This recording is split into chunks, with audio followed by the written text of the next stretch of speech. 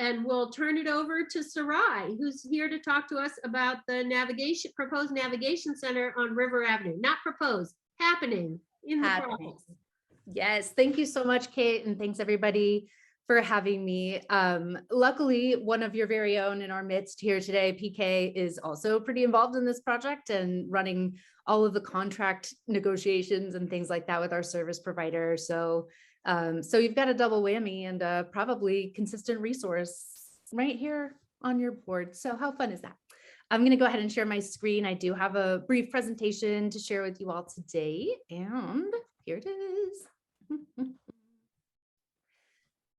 So the Navigation Center is a project that is in partnership with Lane County and City of Eugene. It is one of the recommendations that came out of the Lane County Shelter Feasibility Study, which we all affectionately have been calling the TAC report for quite some time. So many of you have probably heard about that, especially if you've been involved in this kind of a setting for any amount of time. So that is the shared plan between the City of Eugene and Lane County to make homelessness rare, brief, and non-recurring. In particular, that plan was focused on single adults who are unhoused, and especially those who are experiencing chronic homelessness.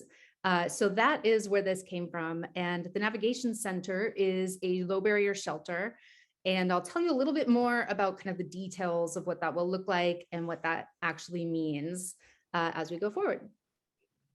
So today I wanted to share some information about the Navigation Center and let you know when it's coming on and all of those things. We also are working on what's called a Good Neighbor Agreement, which is a multi-party agreement that brings together people like you in neighborhoods who are nearby a facility like this, and or especially those neighbors who are within 1,000 feet radius of the facility itself. So that is what we'll be working on a little bit as we're starting to do some more community engagement around this project, because we now have a service provider, and knock on wood, that contract should be approved by the Board of County Commissioners on May 24th. So I'm so excited to have them on board, and I think we'll be able to get some really good work done in the next few weeks. And then we'll talk a little bit about the timeline for the project and what our next steps will be for this. There will be time for questions at the end as well. So just so you know, I'm not going to just talk at you the whole time. So the overview, what is the Navigation Center? What is it for? Why are we doing this? The intro to the Good Neighbor Agreement, going into a little more detail on that today. And then finally, to discuss some concerns or questions that you might have. And then just to talk a little bit about next steps and what will be happening going forward for this. The last month we have numbers for on our homeless by name list in Lane County, we counted 3,238 people who were experiencing homelessness in Eugene, just Eugene alone, in March of 2022. Countywide, that number was 4,100 people, about 79% of them in Eugene. About 87% of all of these people were living in places not meant for human habitation, meaning living in a vehicle or in a tent or in an otherwise kind of unsanctioned location that is not really a place that's habitable. So you'll note that we've seen a lot of that in the last few years, especially.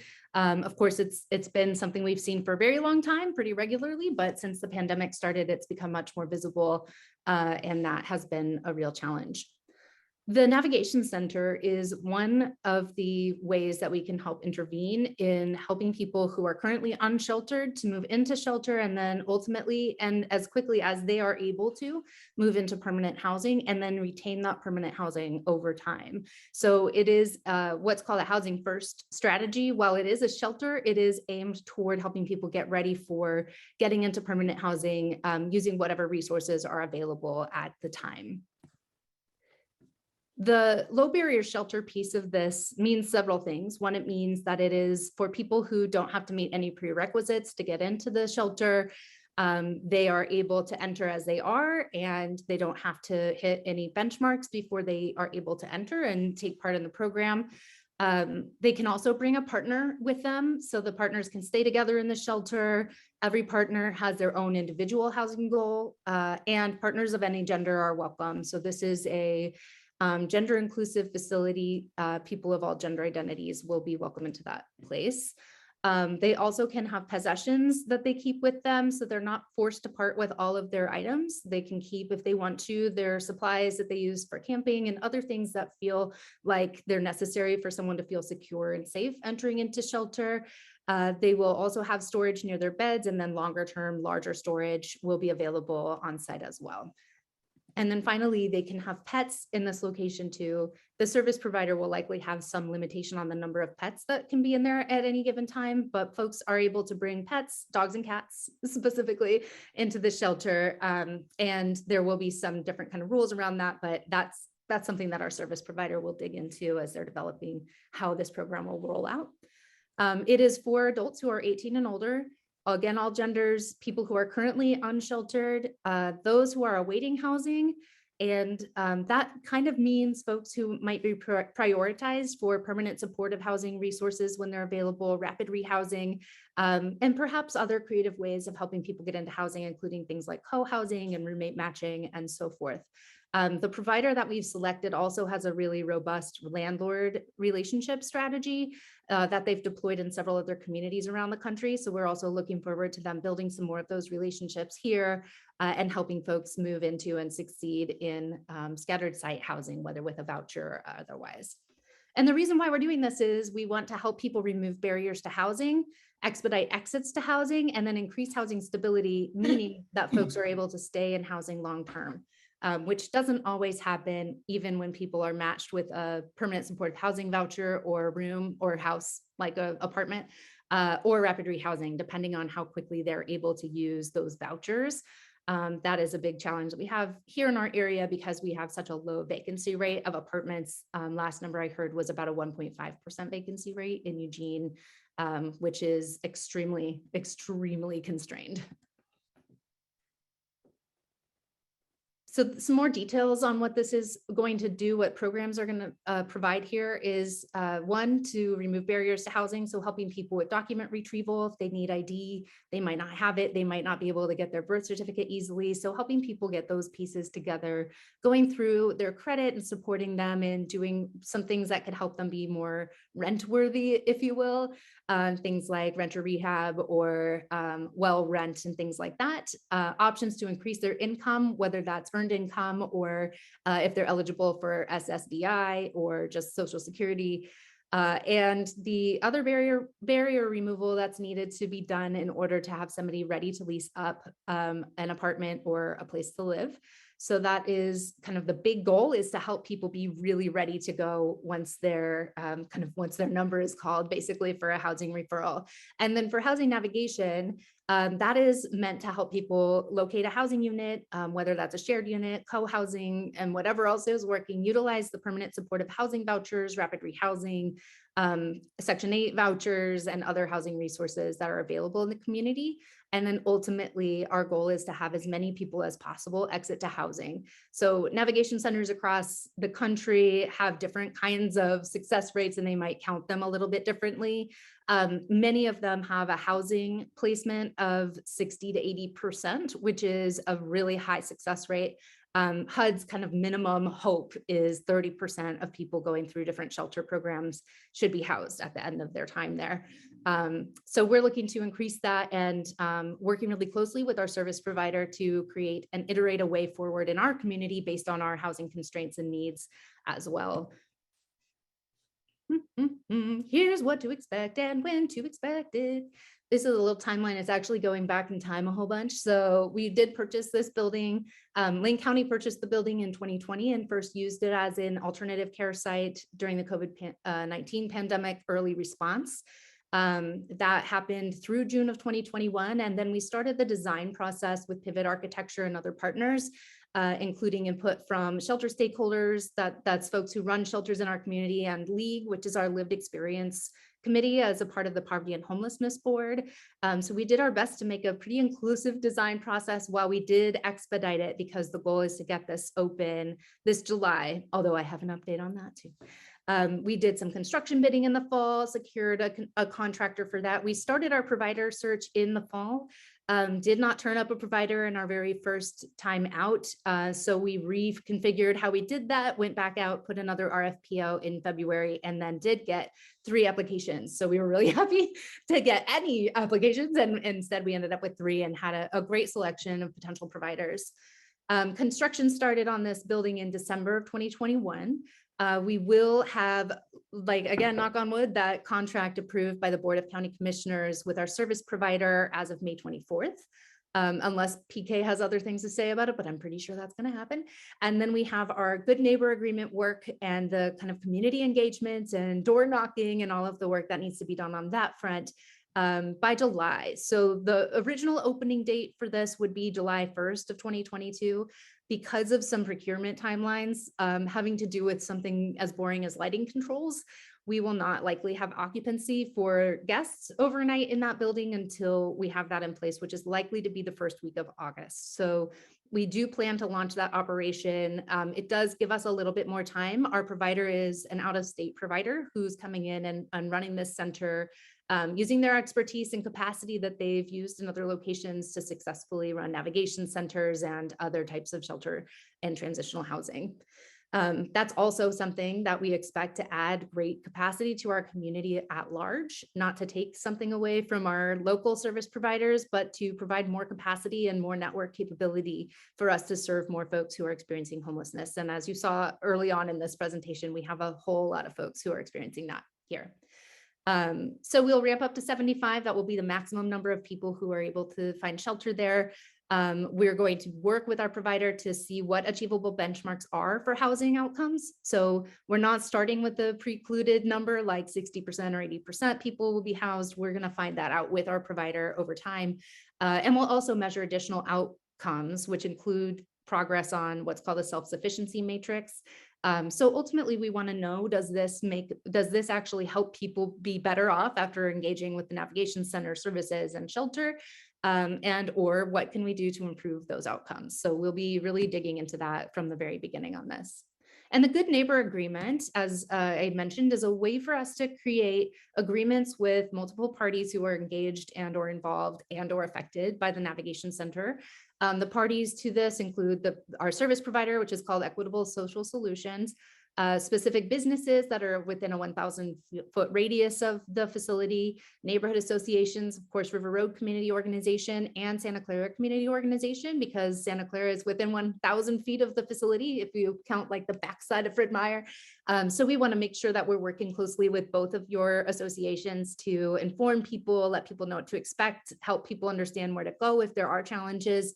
And let you all know what we're doing up front to prevent challenges and make this center a good neighbor from the beginning.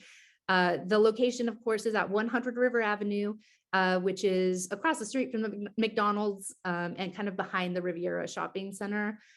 The perimeter for this Good Neighbor Agreement, as I've mentioned, is about 1,000-foot radius. We also, even though North Eugene High School is outside of that radius, will be sharing information with them and making sure that families with students who attend that school will have information about this, and also will be able to utilize the Good Neighbor Agreement if they do run into challenges. We, again, don't really expect that to happen for a couple of reasons, which I'll touch on in a moment. Expectations are listed out in here. What will each party do? How will we hold each other accountable to these agreements? A conflict resolution process, which will likely include, of course, starting with our service provider directly, since they're the ones overseeing the operation. If we need to escalate that beyond, River Road Community Organization is likely to be involved, and you're welcome to also have some say in that too, if you're interested as an organization. And then, ultimately could escalate as far as county HS Human Services Division or whatever that will look like. I have to kind of work on some of those pieces with the county because we do have a few good neighbor agreements, but haven't used it extensively in this community yet. And then each party will have an opportunity to review the agreement.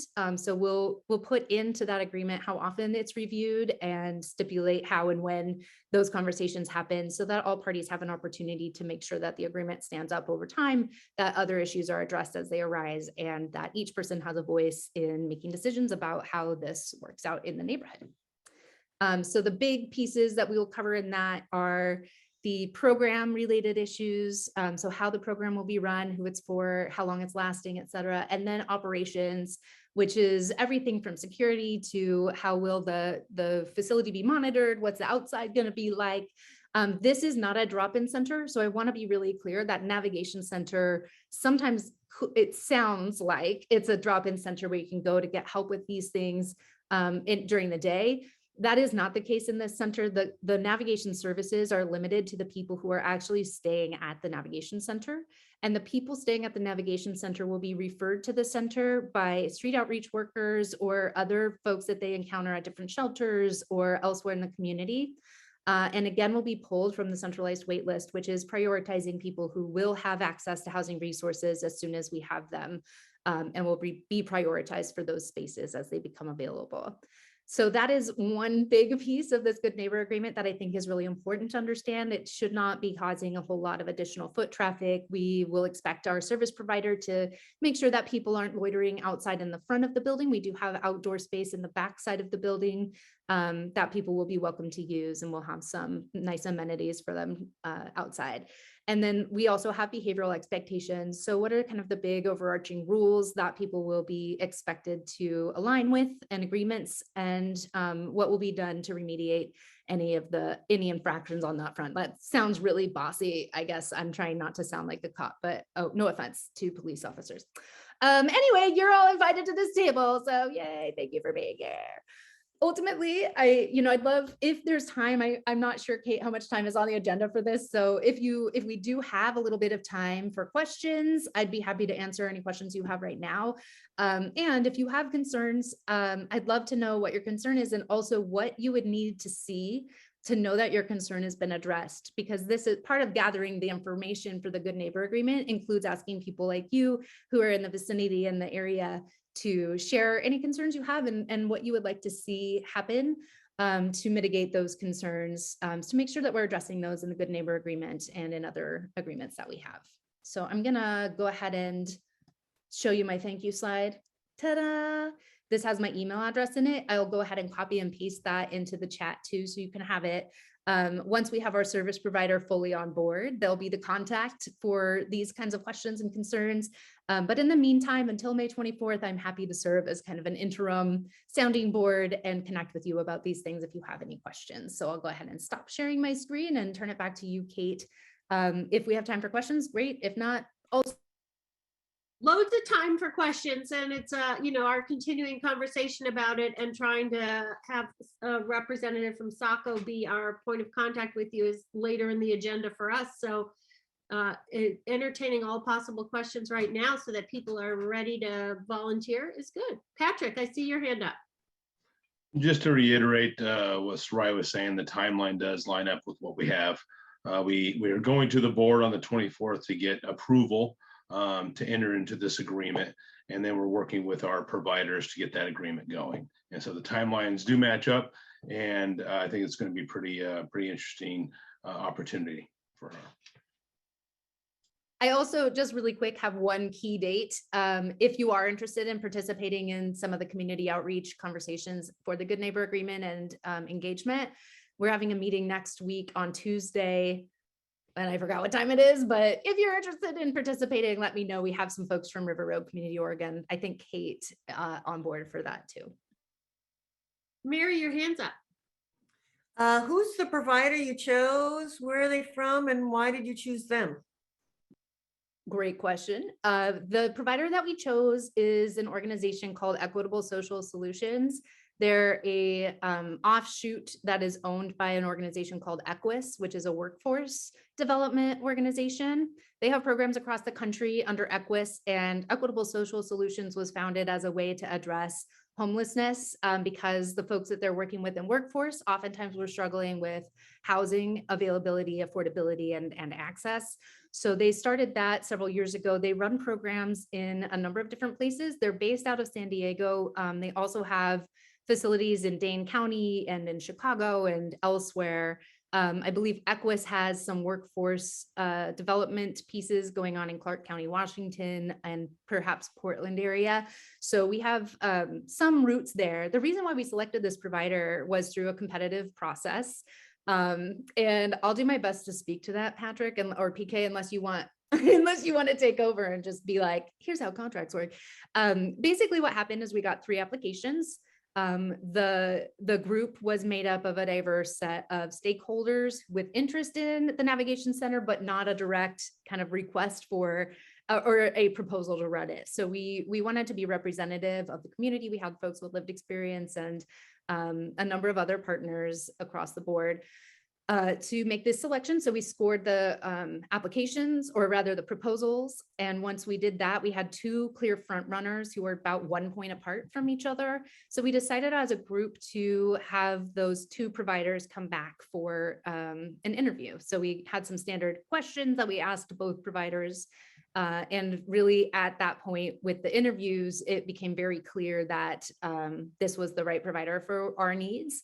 And also clear that they have more capacity to lend to our very, very thinly stretched network of homelessness service providers in our area too. So we look forward to them coming in and being collaborative, understanding that they've set up different programs in other areas throughout the country and have done that successfully is a really promising thing. So that's how we came to that conclusion. Myself in the queue, what's the projected average length of stay for somebody who checks into the navigation center before they move on to supported or permanent housing? Great question. So that one is a benchmark that we'll be defining over the first year or so of operation. The way that we're structuring it at the beginning is there's not a limit on the stay. However, we will be doing 30-day check-ins at a minimum on people's progress on their plan for housing. So as long as people are making progress and working their plan to become housed, then they'll be able to stay there for, however long it takes for them to get housed. We expect that hopefully, depending on resources and housing availability, to be within a 90-day range or so. But we are kind of letting that one float a little bit while we get to know how this is going to go and how successful we are in actually securing housing for people with people at the beginning of this project. Matt. Thank you very much for the presentation. I had 1 question and 1 comment. My question was on the self-sufficiency matrix. You mentioned that as part of the overview, but I didn't see who was going to be defining that matrix or who was going to be reviewing that matrix. Is that part of the Good Neighbor Agreement? It can be shared there. The self-sufficiency matrix is already built into the homelessness management information system. And so that's a HUD-based kind of evaluation tool that can be used for individual cases. And that's also sometimes used in case conferencing between different providers who are working with the same person. So that already exists and is defined. And I could share that with you guys if you're interested, or could share it in the Good Neighbor Agreement. Did you have another thing or a comment? Yeah, the comment was just on the timeline. So the original purchase in under the COVID alternative care site, I assumed that it went that way and didn't, go through any scrutiny or review because it was an emergency purchase. Does it have to go through any sort of review other than this Good Neighbor Agreement to move into a non-emergency type shelter?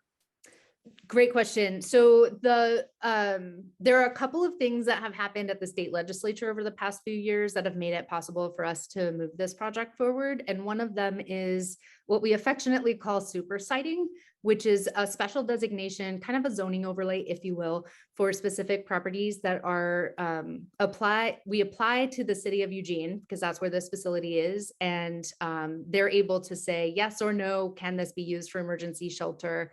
And then that's how we kind of get that ability to do that.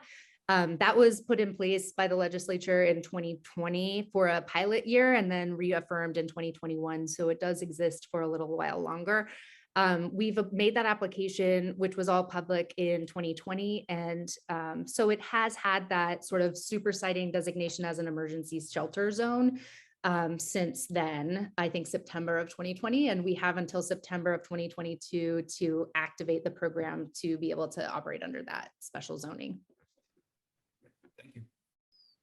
Martha. Hi. I'm not at all opposed to this project. I want to say that up front, but given that, I don't know, it seems not unlikely to meet with some grumbly opposition among the community. So I'm seeking this information to just so I can have intelligent answers to that sort of thing.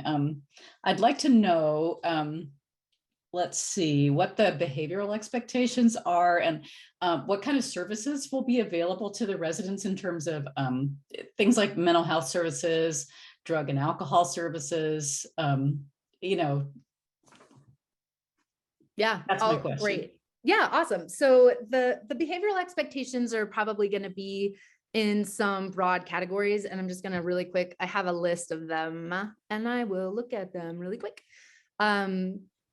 Some will be about things like drug and alcohol consumption, noise disturbances. If there's criminal or dangerous behavior, those will all be things that are going to be addressed in the, in the Good Neighbor Agreement.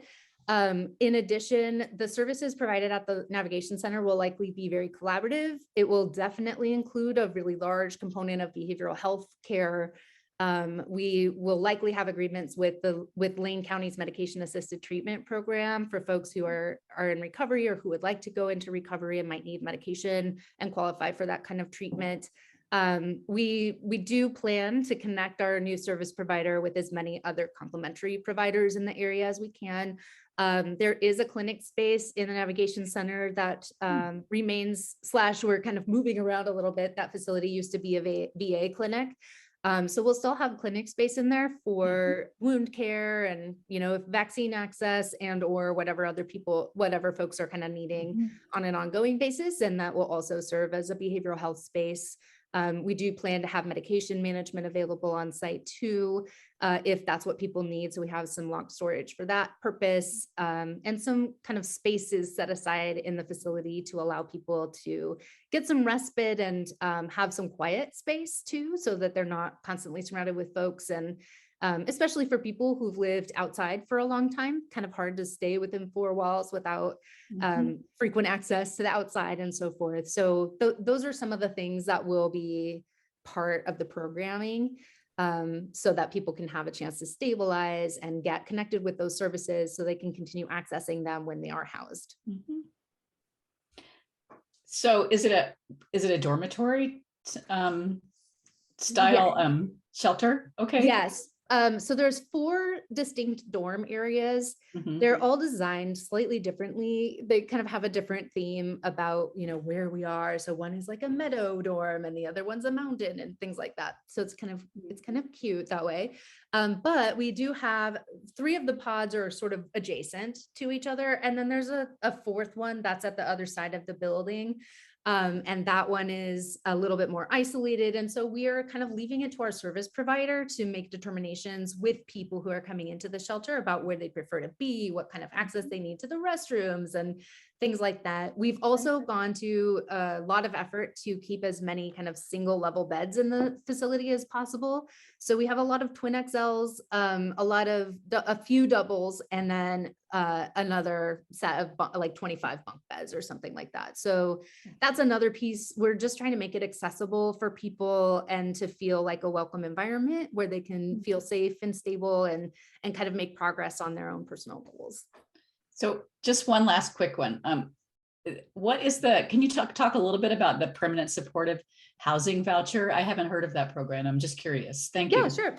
So permanent supportive housing is housing that is available to people. Basically, it's a rent, kind of like a housing choice voucher or Section 8 voucher, but it also includes a services package. So programs like the Commons on MLK is one of the big projects that we've been able to complete in partnership with City of Eugene and the county and Homes for Good over the past few years, which is a permanent supportive housing facility. People can go there and live there, lease up in that location, and the services are provided for them on site. We also have the vouchers that are available for scattered site. So people could potentially have an apartment in a complex that's managed by just a regular landlord, and still have that service package attached. So they're able to have resources brought to them, or they can go to resources and get some connection through rides and things like that. So that's how kind of permanent supportive housing has been run here in the past. We're moving more towards site-based permanent supportive housing because of our restricted housing availability. And that's sort of the difference between those two things. Thank you. Joel Robe.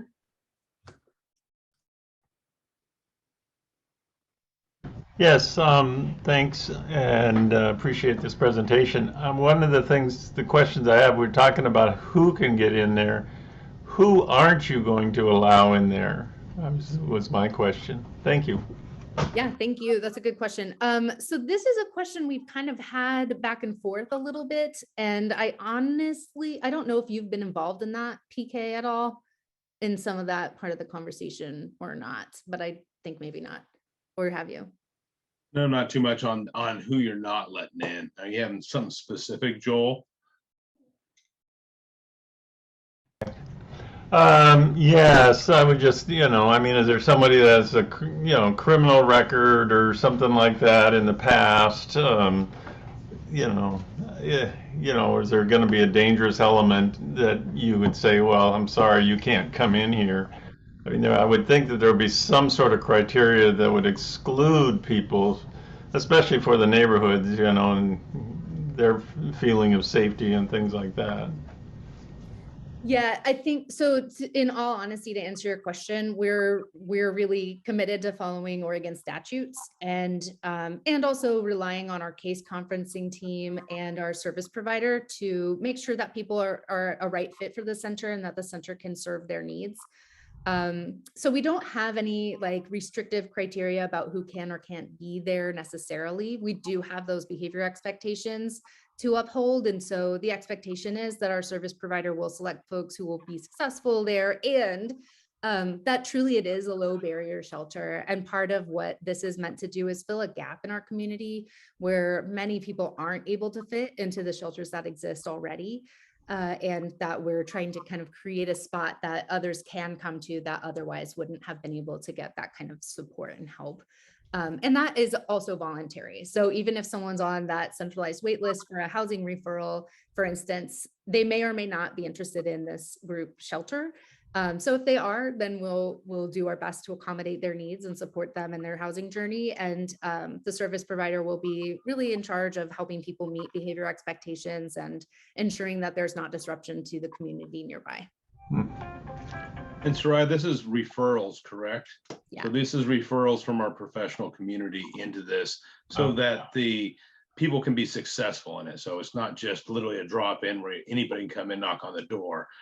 So it's designed for a success. There is a filter somewhere that we're just not going to get anybody who decides that they're going to come into this building and be part of it. Okay, thank you.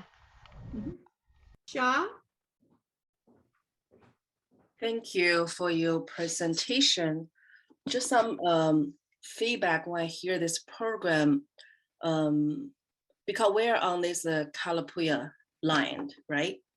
It's a native land, Native American land. So I'm wondering how make this program sound like equitable, and inclusive. Because the name Good Neighbor program, just think about the good, and there's judgmental value towards unhoused folks, because housing right is human right. So I'm just wondering, have you thought about, or there's other option for the name of this project? Because the name of the project is like the brand, right? First, then people hear that, they feel they're included, they treat equitable. Yeah, I like that suggestion a lot. We haven't really delved into any naming conversations. I mean, we've sort of touched on it, but I do think that's a really valuable point that you just brought up. And I think that inclusion and the piece about making sure that people are welcome and that we're honoring really where this land truly is and who it belongs to is a really important part of this too. So I like what you're saying. I think it would be valuable for us to perhaps have some process for creating a better name than like River Avenue Navigation Center. And so I'd be all for that. We just don't have all of the pieces in place yet, but I think once we get our service provider, that is something that we could approach, and may, even after the center opens. I think that's still a possibility. So thank you very much for that. I'd love, if you're interested in participating in something like that, just to shoot me an email. Okay, thanks for being open-minded, because it's important to make, I think like you say, it's open to everyone, right? Mhm. It should be not a judgmental impression towards this program. Thank you. Yeah, thank you so much. Claire? Yeah, thanks, Kate. Hi, Sarai. It's so great to see you. Really happy to get this presentation. I just, so wanted to make a couple of points and also take a little credit. So yes, this will be a referral only. So we have, the county and the city both have homeless outreach workers. So do some of our service providers. And they'll be screening people and deciding like, oh, this person might be a good candidate to go to the navigation center. And so they would, they would have some criteria that they're using to recommend someone to go to the center. So people can't just knock on the door and say, hey, I want to be in here. And I just wanted to also reiterate that this is one, but very important, but just one piece of the large amount of work that's going on to try to house folks. So the city has set up safe sleep sites and rest stops, and all of those places also have service providers who then work to connect the residents of those places to housing. So when you hear 75 slots, that's very small, but it's not the only place in town that's doing this kind of work. But this is really, from my perspective, the fulfillment of something that had been on my agenda, actually, even before I even thought about serving on city council, and that is for our community to have a publicly funded shelter. Because up until now, the only shelter that was out there was the Mission, which is wholly private and religious. And so when I had the opportunity, and I think it was in 2018, where we got a bit of a windfall settlement from an argument we were having with Comcast, and we got an unexpected $7 million. I made a motion at the budget committee that $1 million of that dollar be seed money to fund a public shelter. And this navigation center is the fulfillment of that promise. So I'm really excited that the county has, done what they did with getting this building, using it for COVID, which was appropriate. And now we're moving into this new phase. I had the same question as Mary about who is the service provider. So our current service providers, St. Vincent de Paul, Catholic Community Services, Community Supported Shelter, they are maxed out.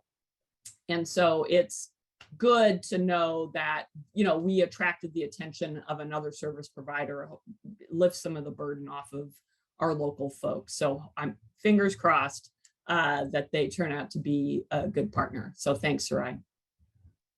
Thank you. Terry? Yeah, thanks, Claire, for that information. I think that's really good. And Sarai, I love your energy. I really appreciate your presentation tonight. I'm just curious if the organization that runs Eugene's Community Court will be one of the options to send referrals. I don't know, is that? I would expect so. Yes. Yeah. Okay. And great Okay. point. Yes. Thank you. Thank you. Ultimately, I'd hope that this sort of hub of the navigation center has spokes out to any place that's touching the lives of people who are unhoused right now. So thank you. Yeah. Great point. Yeah. I think they would be a great resource and have a good, hand in recommending people who they can see are motivated and that sort of thing. And even if not, that would be a great, organization. I'm sure you guys are fully, committed.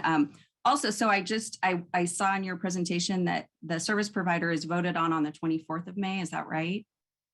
So you'll know for sure. And okay. Yes. Yeah. That would be when the board approves our ability to contract with them. And then, like PK said, we'll be kind of negotiating that. We were already doing that, but then kind of finalizing it and getting it into place really as soon as we can after that, so we can get the provider kind of here and on the ground and working toward hiring and all of those things that they'll need to do. Okay. All right. Thank you very much.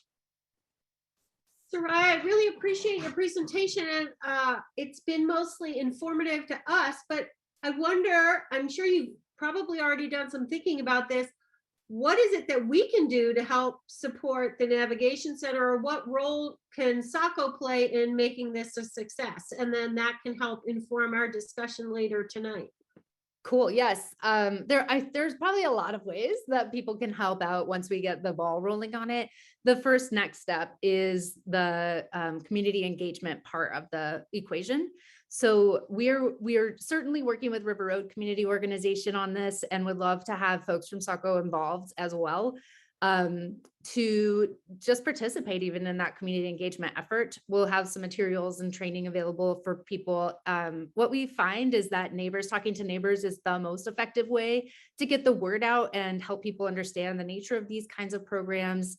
Much more effective than having some guy like me from the government come around and be like, we're doing this, and then they all call me and it's like a whole thing. So looking forward to having neighbors participating who understand the project and who have enough information to kind of help people get their concerns expressed and addressed, and can feed that info back into our development of the Good Neighbor Agreement, as well as making sure that everyone involved has that kind of information and knows who to call if there are problems, and understands kind of what that escalation process is if it's needed.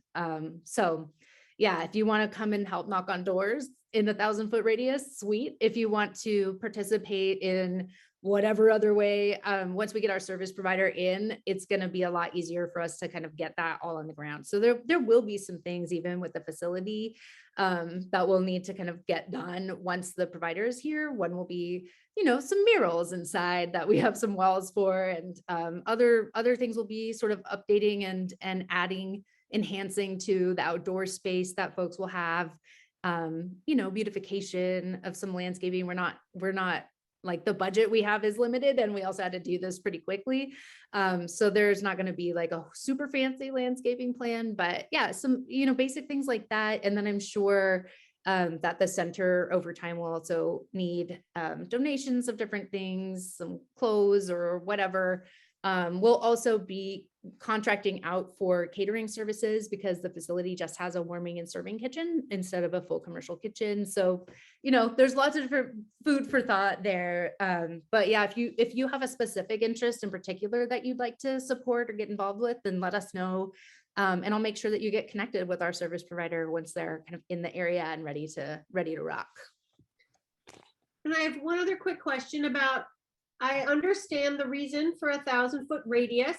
I also feel like it's pretty small, given that like half the NEHS population gets to McDonald's, which is in your 1,000-foot radius, even though the school isn't, every single day at 11:30.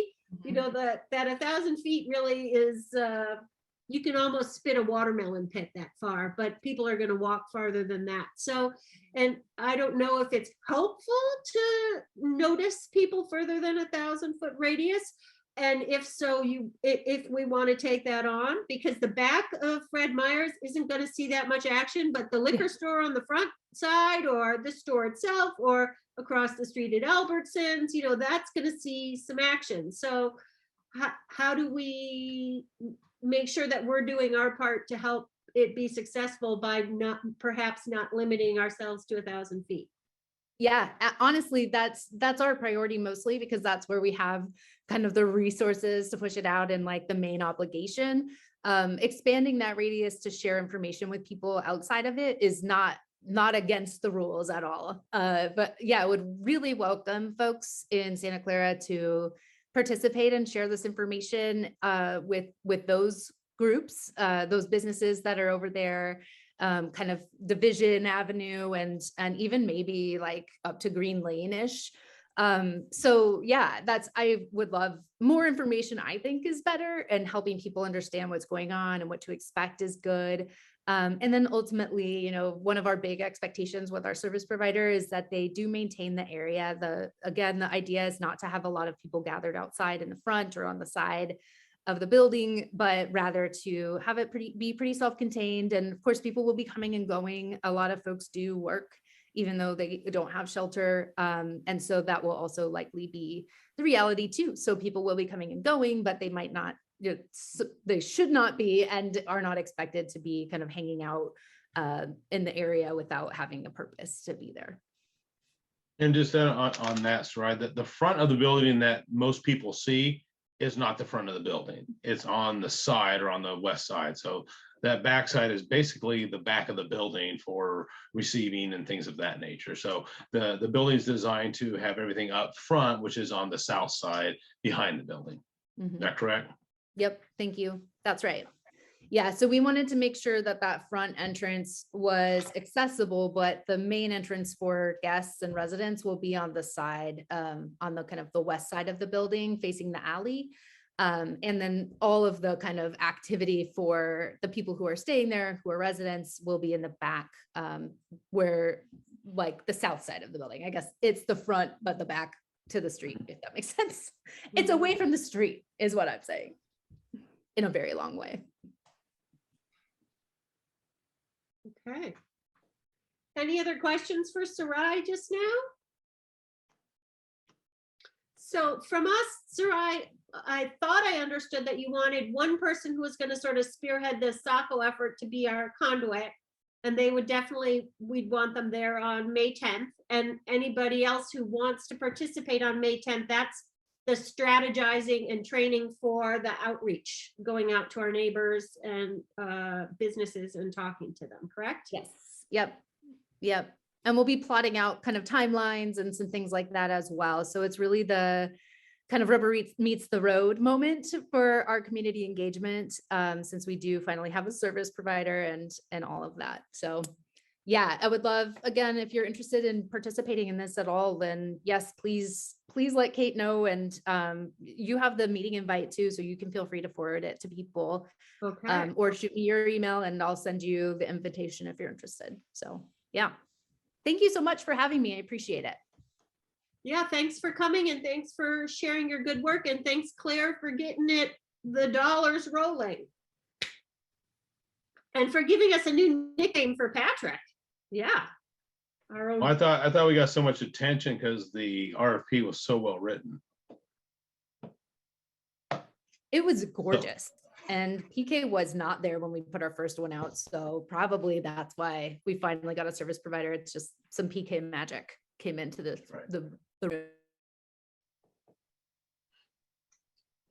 Okay. Well, thanks so much.